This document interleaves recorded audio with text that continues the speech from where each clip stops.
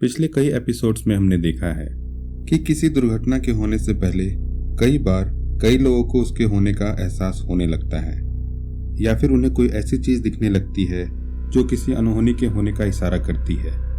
Chernobyl nuclear plant की त्रासदी एक ऐसी ही दुर्घटना थी जिसके होने से पहले उस प्लांट में काम करने वाले लोगों को एक डरावना पक्षी दिखने लगा था। आज के इस एपिसोड में हम इसी रहस्यमय पक्षी के बारे में बात करेंगे।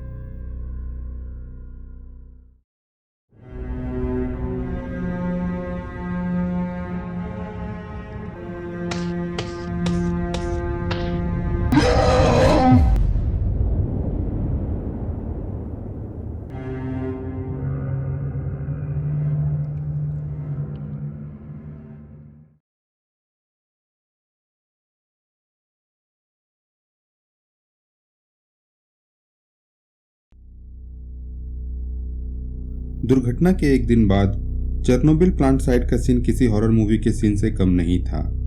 अपनी जान की परवाह किए बिना मिलिट्री के कई लोग और कई रेस्क्यू वर्कर बेकाबू हो चुके रिएक्टर की आग को कंट्रोल करने में लगे हुए थे, ये जानते हुए भी कि वो लीक करते रेडिएशन का शिकार हो जाएंगे। ऐसा इसलिए था क्योंकि बात सिर्फ उनके जान की नहीं थी। वो जानते थे कि अगर इस न्यूक्लियर रिएक्टर को जल्द से जल्द बंद नहीं किया गया तो सैकड़ों नहीं, हजारों नहीं, बल्कि लाखों लोगों की जान चली जाएगी। कई किलोमीटर की जमीन बंजर हो जाएगी और पीढ़ी दर पीढ़ी अपंग बच्चों का जन्म होगा। बचाव का काम जोरों पर था। जहां जमीन पर मिलिट्री कंक्रीट की दीवार बनाने में लगी थी, वहीं आसमान से बोरोन का छिड़काव किया जा रहा था। कई हेलीकॉप्टर से बालू और मिट्टी भी फेंका जा रहा था ताकि न्यूक्लियर रिएक्टर में लगी आग को जल्द से जल्द बुझाया जा सके।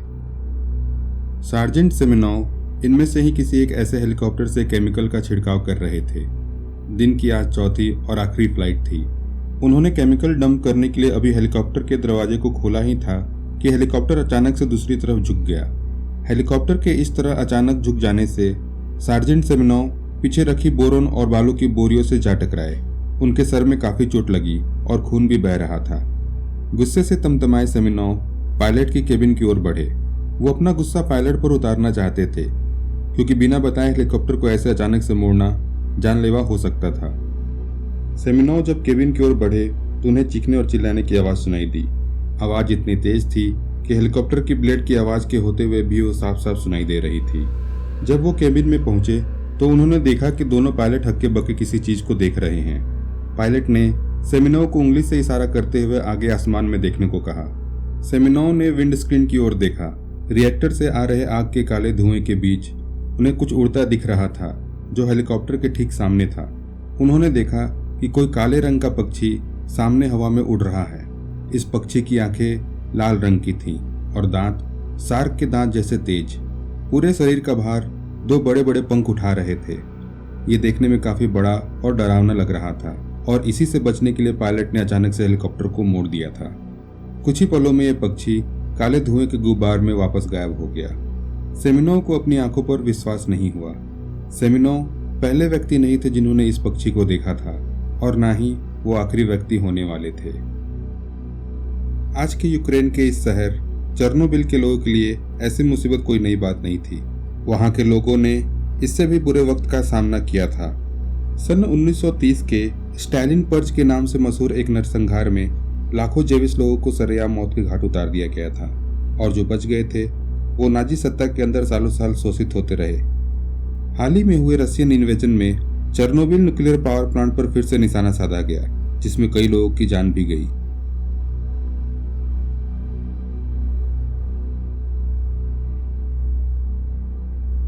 इस न्यूक्लियर प्लांट में 1000 वाट के 4 रिएक्टर बनाए गए थे। बनाने के लगभग 15 सालों तक इनमें कोई खामियां नहीं आई, लेकिन सन 1986 में ये सब कुछ हमेशा के लिए बदल गया। साल के शुरुआत में प्लांट के साइट मैनेजर को कई लोगों ने अजीबोगरीब कंप्लेन की। लोगों ने बताया कि किसी की परछाई प्लांट के फेंस के बाहर से उन्हें घूरते दिखती है, मानो जैसे कोई उन पर निगाह रख रहा हो। शुरू में तो इन सब घटनाओं को नजरअंदाज कर दिया गया, लेकिन एक शाम एक औरत दौड़ते दौड़ते सिक्योरिटी ऑफिस में आई। वो काफी डरी हुई थी और डर के मारे ठीक से बोल भी नहीं पा रही थी। उसने रोते रोते बताया कि वो पार्किंग लॉट में अपनी गाड़ी के पास जा रही थी कि तभी उसने पास की झाड़ियों से कुछ आवाज सुनी। उसने जब गौर से अंधेरे में देखा तो उसे 2 लाल आंखें दिखी। अभी वो सोच ही रही थी कि इन लाल आंखों ने एक बार पलक झपका। ये देखते ही उस औरत के पैर जम गए। एक बड़ा और काला सा पक्षी धीरे से झाड़ियों से बाहर आया और अपने पंख फैलाकर उड़ गया। इस घटना के बाद सारे लोगों में तुरंत ही फैल गई और फिर कई लोग ऐसी बातें लेकर सामने आने लगे।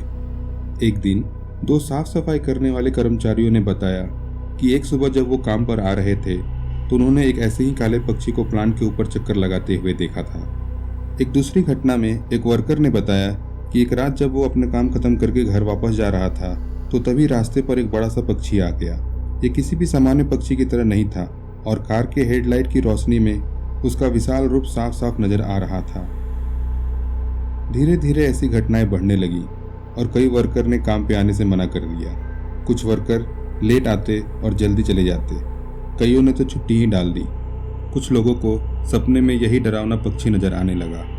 लोगों के काम पे ना आने से प्लांट चलाने में काफ़ी दिक्कत आने लगी। ऑफिसर्स ने ड्यूटी से नदारद लोगों को वापस काम पे लाने के लिए कॉल करके नौकरी से निकाल देने की धमकियां देना चालू कर दी, जिससे कई लोग काम पर वापस आ गए। 26 अप्रैल 1986 की सुबह डेप्यूटी चीफ इंजीनियर एंटोनी डैटलॉव ने रिएक्टर नंबर 4 के सारे सेफ्टी प्रोटोकॉल को बाईपास करने को कहा। यह एक प्री प्लान्ड एक्सरसाइज थी जिसमें प्लांट में पावर लॉस को सिमुलेट किया जाना था, ताकि अगर कभी पावर प्लांट में पावर लॉस हुआ तो उस सिनेरियो में इसे कैसे संभाला जाएगा। इंजीनियर्स ने पावर रेगुलेटिंग सिस्टम और इमरजेंसी सेफ्टी सिस्टम को बंद कर दिया। रिएक्टर नंबर 4 पिछले 10 घंटों से 500 मेगावाट यानी पूरी कैपेसिटी के आधे पर चल रहा था, जिसके कारण सिस्टम में जेनॉन की मात्रा बढ़ गई। जेनॉन की मात्रा बढ़ने से पावर प्लांट का आउटपुट 500 मेगावाट से घटकर 70 मेगावाट हो गया। इतने कम पावर पे डैटलॉव जो एक्सरसाइज करना चाहते थे वो कर पाना संभव नहीं था और इसीलिए उन्होंने इंजीनियर्स को न्यूक्लियर रिएक्टर के रिएक्शन को कंट्रोल करने वाले बोरोन रॉड को निकालने का आदेश दिया।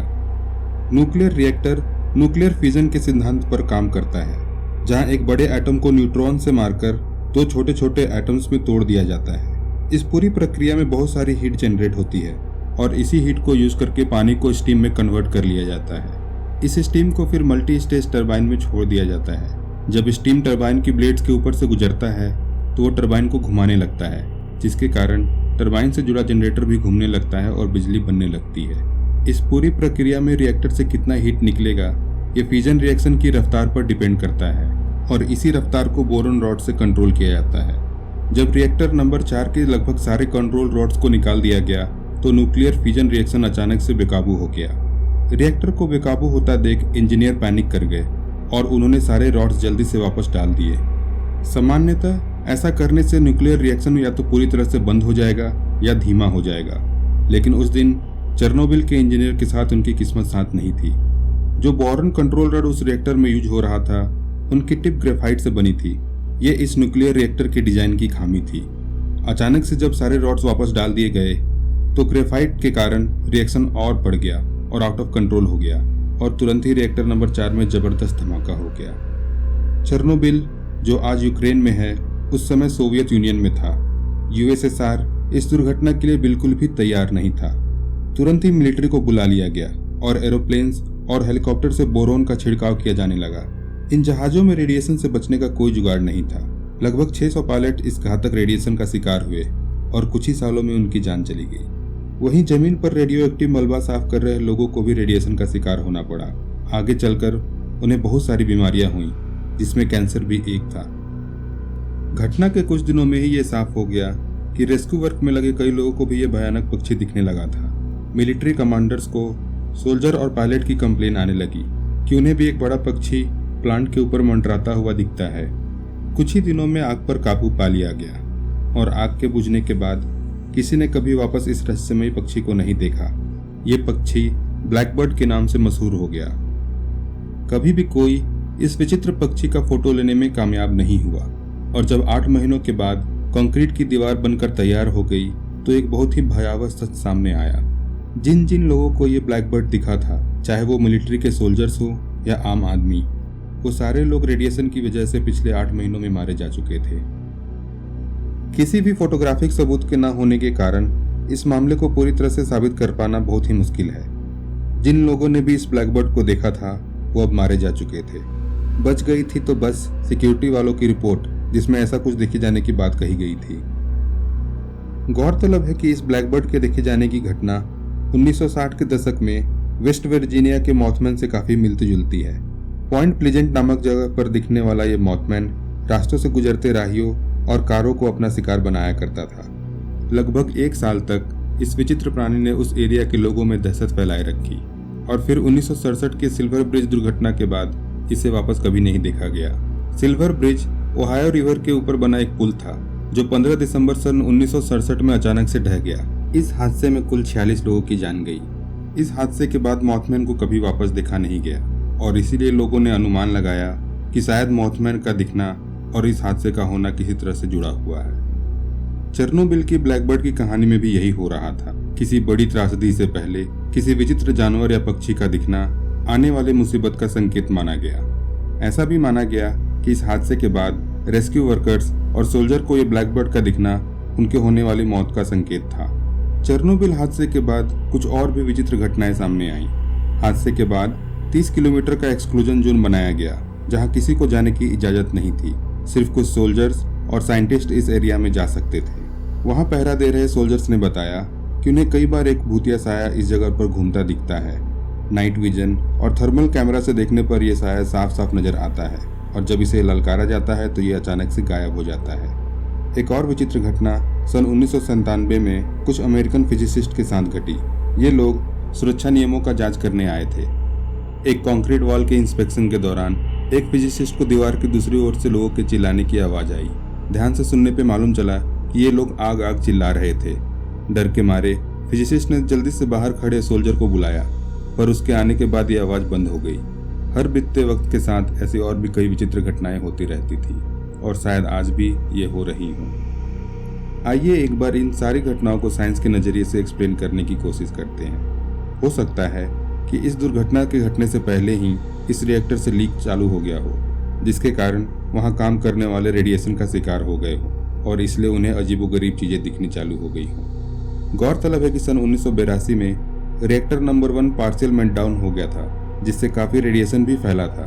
तो ऐसा अनुमान लगाना गलत नहीं होगा कि हो सकता है इस बार भी कुछ ऐसा ही घटा हो सकता है कि ऐसे ही रेडिएशन के शिकार किसी एक ने यह अफवाह फैला दी हो और फिर मास हिस्टीरिया के चलते सबको कुछ न कुछ दिखने लगा हो। बढ़ते मामलों के चलते सोवियत गवर्नमेंट ने एक ऑफिशियल रिपोर्ट में इस घटना के बारे में जानकारी दी। उनका कहना था कि लोगों को जो भी दिख रहा है वो दरअसल एक लोकल ब्लैकबर्ड स्टॉर्क है। ये एक विलुप्त प्रजाति का पक्षी है जिसकी ऊंचाई 3 फीट तक हो सकती है और पंखों की लंबाई 6 फीट तक जा सकती है। हो सकता है कि रात के अंधेरे में लोगों ने इसी पक्षी को देखा हो और फिर डर के कारण उसे बढ़ा चढ़ाकर बताया हो। कोई भी पुख्ता सबूत न होने के कारण किसी भी निष्कर्ष पर पहुंचना बहुत ही मुश्किल है। ऐसा पूरी तरह से संभव है कि ये सारी कहानी बनाई गई हो और बीतते समय के साथ इस त्रासदी के साथ जोड़ दी गई हो। चलिए मान लेते हैं कि ये कहानियां मनोरंजन के लिए बनाई गई हों, लेकिन हमें ये नहीं भूलना चाहिए कि चेरनोबिल की न्यूक्लियर त्रासदी एक सच्ची त्रासदी थी जहां कई मासूम लोगों ने अपनी जान गंवाई। एक छोटी सी गलती से चालू हुई ये त्रासदी जहां कुछ लोगों की लापरवाही का अंजाम बनी, वहीं कई अनगिनत बहादुर लोगों के निस्वार्थ बलिदान का प्रमाण भी। हम उन सोल्जर्स, पायलटों, रेस्क्यू वर्कर्स और साइंटिस्ट को तहे दिल से सलाम करते हैं जिन्होंने इस त्रासदी को रोकने में अपने प्राणों की आहुति दे दी। मे दे रेस्ट इन पीस।